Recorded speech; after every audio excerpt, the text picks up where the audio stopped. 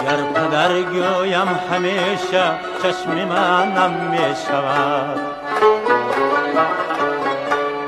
از دلی آزرده‌ام یک ذره کم می شود.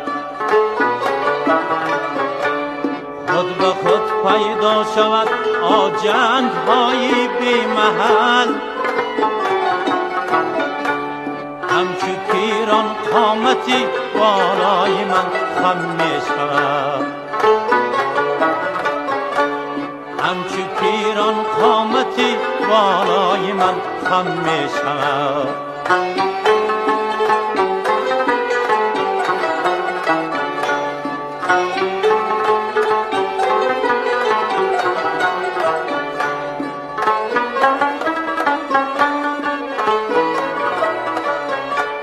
ای پدر عمری عزیزت با جدایی ها گذشت،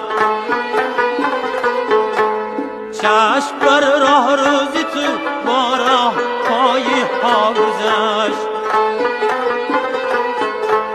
تو بیادی من بودی و من بیادی دیگری،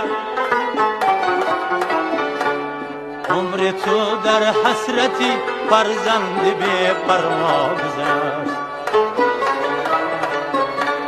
عمر تو در حسرتی فرزند بی پروا گذشت.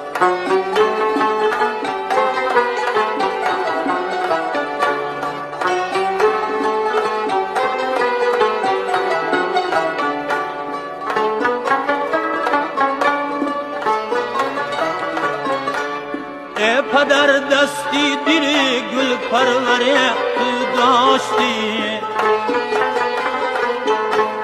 این جهان را همچو یک گلخانه می پنداشتی.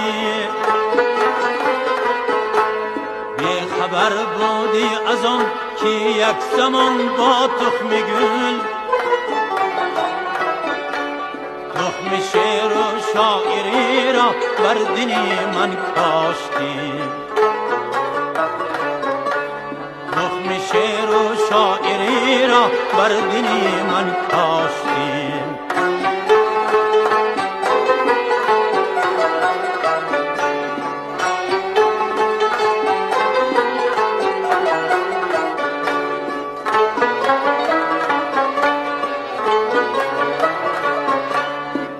پدر جان تو تیایی چشم سازم خاک تو،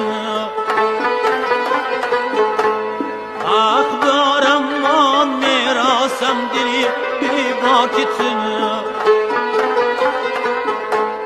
هر زمان از بغضارت میکنم گشت و گذار،